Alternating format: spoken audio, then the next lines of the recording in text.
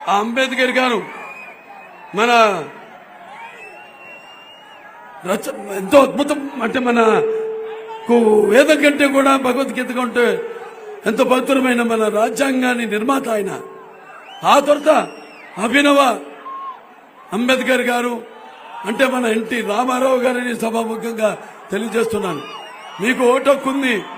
మరి ప్రజాస్వామ్యంలో ఈనాడు ఓటు అనే ఆయుధం, దాన్ని మీరంతా సద్వినియోగపరుచుకుని మరి మీ ఉద్దేశాలని వ్యక్తపరచుకోవడానికి, మరి ప్రజాస్వామ్య పరిరక్షణ కోసం సరైన మన ప్రతినిధుల్ని ఎన్నుకోవడం కోసం, సమాజ స్థాపన కోసం, సమాజంలో ఉన్న యథాస్థానాలను తొలగించడం కోసం, అలాగే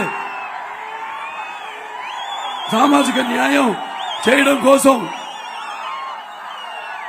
మరి మీరంతా కూడా ఈ ఓటుని ఎక్కడ కూడా కొదువు పెట్టకుండా, వెలకెట్టకుండా మీరు దీన్ని సరిగా వినియోగించుకున్నారో ఈ యొక్క ఏదైతే మధ్య విద్వేషాలు ఉన్నాయి వీటిలన్నింటినీ కూడా దూరం పెట్టి మీ స్వార్థాలకు, మీ స్వప్రయోజనాల కోసం ఈ ఓటుని వాడుకున్నారో, ఈ ఓటుని మీరు దుర్వినియోగం చేసినట్టు అవుతుంది. అలాగే మీ యొక్క స్వాతంత్రాన్ని, ప్రజాస్వామ్యాన్ని మీరే దాన్ని కురి చేసిన అవుతుందని మీ అందరికీ నేను తెలియజేసుకుంటున్నాను. ఎటువంటి అద్భుతమైన అభ్యుదయ కార్యక్రమాలు చేపట్టింది తెలుగుదేశం అధికారంలో ఉన్నప్పుడు. అన్ని వర్గాల వాళ్ళకి, మన నిరుద్యోగులైన మన దళితులు ఉన్నారు, వాళ్ళందరూ కూడా ఆనాడు సబ్సిడీతో కూడిన రుణాలు ఇచ్చి, మరి ఆనాడు ఇన్నోవా కార్లు ఇచ్చి వాళ్ళకి జీవనోపాధి కల్పించింది మన తెలుగుదేశం ప్రభుత్వం. అలాగే దళితులైన ఈ యొక్క యువ పారిశ్రామికవేత్తలకు ₹1 దాకా ఆర్థిక సాయం అందించింది మన తెలుగుదేశం. అలాగే రాష్ట్ర వ్యాప్తంగా అన్ని ఎస్సీ వార్డుల్లో కూడా సీసీ రోడ్లు, అలాగే సీసీ డ్రైన్లు నిర్మాణం చేసింది మన తెలుగుదేశం ప్రభుత్వం. మరి రేపు తెలుగుదేశం పార్టీ అధికారంలోకి వస్తే, అంటే మా కూటమి ప్రభుత్వం అధికారంలోకి వస్తే తప్పకుండా మీ అందరినీ న్యాయం చేస్తాము. మళ్ళీ ఈ యొక్క అంబేద్కర్ విదేశీ విద్య ఏదైతే ఉందో,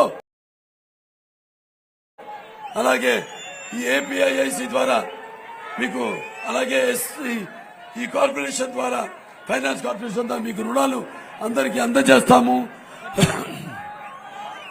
అలాగే బెస్ట్ అవైలబుల్ స్టడీస్ BAS మీకు అందజేస్తాము.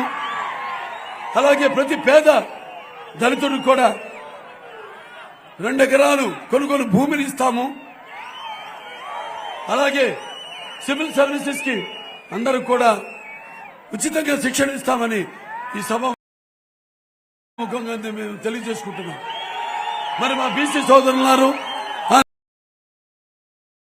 నాడు జస్టిస్ పున్నయ్య గారికి, అంటే కె.ఎల్. నారాయణ గారు రాష్ట్రపతిగా ఉన్నప్పుడు సర్కారియా కమిషన్ జస్టిస్ పున్నయ్య గారి ఆధ్వర్యంలో ఆనాడు ABCD వర్గీకరణ చేసి దాని ఆమోదం పొందాం రాష్ట్రపతి నుండి కేంద్రాన్ని పంపించి.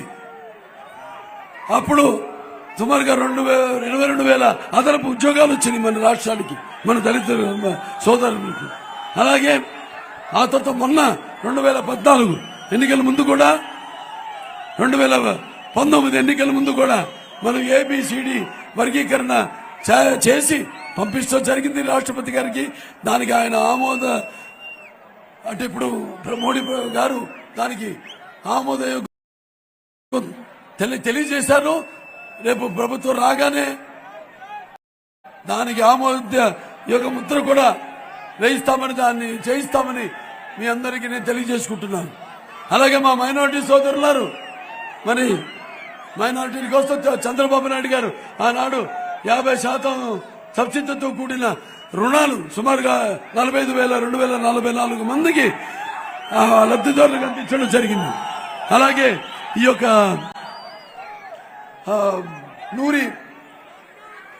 నూర్ భాష అయితే ఫెడరేషన్ ఎంతో స్థాపించి రాష్ట్ర నూర్ భాష దానికి ₹50 కోట్ల మంజూరు చేయడం జరిగింది. దాని తర్వాత ముస్లింల విద్యార్థులకు విద్యా వ్యాప్తి కోసం ఆనాడు ఉర్దూ మీడియం, ఇంగ్లీష్ మీడియము, ఈ యొక్క గురుకుల పాఠశాలలు అయితేనేమి, లేకపోతే జూనియర్ కాలేజీలు అయితేనేమి, ఐఐటీలు అయితేనేమి, ఇవన్నీ కూడా పాలిటెక్నిక్ కాలేజీలు అయితేనేమి, ఇవన్నీ కూడా సమకూర్చడం జరిగింది. అలాగే మా మెరిట్ స్టూడెంట్స్ కి, అంటే pre matric, post matric minorities అందరూ కూడా, విద్యార్థులందరూ కూడా అది వాళ్ళకి లభ్యమయ్యేటట్టు చేసింది మన తెలుగుదేశం ప్రభుత్వం. అలాగే మౌజర్లకు, ఇమాంలకు 5,000 రూపాయలు, అలాగే 3,000 రూపాయలు ప్రతి నెల తప్పకుండా వాళ్ళకి ఈ యొక్క గౌరవ వేతనాలు ఇచ్చింది మన తెలుగుదేశం ప్రభుత్వం. అలాగే దుల్హన్ను అంటే ఎటువంటి షరతులు లేకుండా ప్రతి ముస్లిం సోదరిమణికి తన పెళ్లికి షాదీ కానుక ఇవ్వడం జరిగింది, 50,000 రూపాయలు, ఎటువంటి బేషరతుగా, ఎటువంటి షరతులు లేకుండా. అలాగే మన ప్రతి రంజాన్ పండుగకి 11 లక్షల మంది ఈ వైట్ కార్డ్ హోల్డర్స్ కి మనం రంజాన్ తోఫా ఇవ్వడం జరిగింది. ఇలాంటివి ఎన్నో. అలాగే కర్నూలు ఇక్కడ ఉర్దూ యూనివర్సిటీ స్థాపించడం జరిగింది. రేపు తెలుగుదేశం పార్టీ అధికారంలోకి వస్తే అక్కడ అమరావతిలో 5 ఎకరాలు ఇస్లామిక్ కల్చరల్ సెంటర్ పెడతామని మీ అందరికి నేను తెలియజేసుకుంటున్నాను. అలాగే విజయవాడ అక్కడ కూడా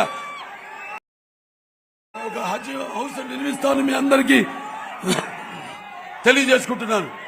అలాగే ఈ యొక్క ఏదైతే ఈ వేతనం ఉందో అది దాన్ని కూడా పెంచుతామని, దుల్హన్ ఏదైతే మన ఉందో 50,000 రూపాయలు, దాని 1,00,000 రూపాయలు చేస్తామని, ఇంకా ఎన్నెన్నో కార్యక్రమాలు మీ యొక్క సంక్షేమం కోసం, మీ అభివృద్ధి కోసం. ఎప్పుడూ మిమ్మల్ని ఓటర్ల రూపంలో చూడలేదు. మేము మిమ్మల్ని కూడా సామాజికంగా, రాజకీయంగా పైకి తీసుకోవాలని ఉద్దేశంతోనే ఎప్పుడు మిమ్మల్ని గౌరవించింది తెలుగుదేశం ప్రభుత్వం అధికారంలో ఉన్నప్పుడు. కాబట్టి మీరంతా కూడా ఇవన్నీ దృష్టిలో పెట్టుకుని, మరి నేను చెప్పాను మీకేం కావాలో. అలాగే ఈ యొక్క బీసీలో ఏదైతే ABCD E ఉందో, ముస్లింలు పరిగణించబడతారు ఈ కేటగిరీలో, అది తీసేస్తారు అని ఈ వైకాపా వాళ్ళు దుష్ప్రచారం చేస్తున్నారు. వాళ్ళ మాటలు నమ్మకండి, తీసే ప్రసక్తే లేదు.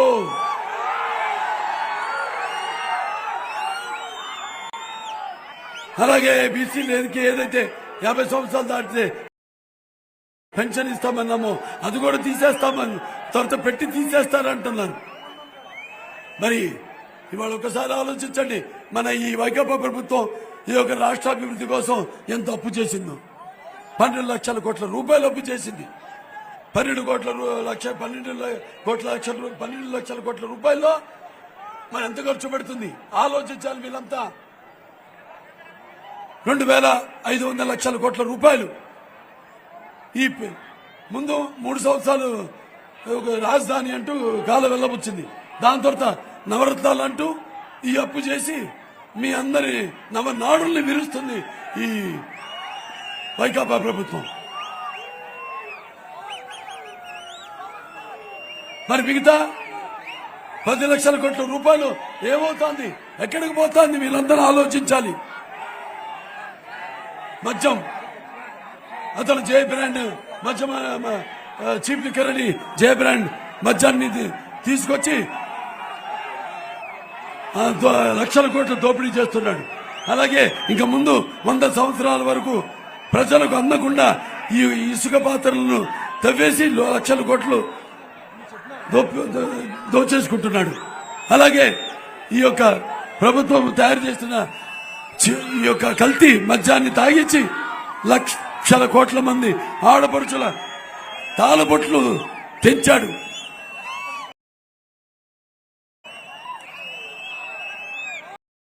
ఇంకా ఎన్ని మాయలు చేస్తాడో, ఎన్ని మోసాలు చేస్తాడో. పొరపాటు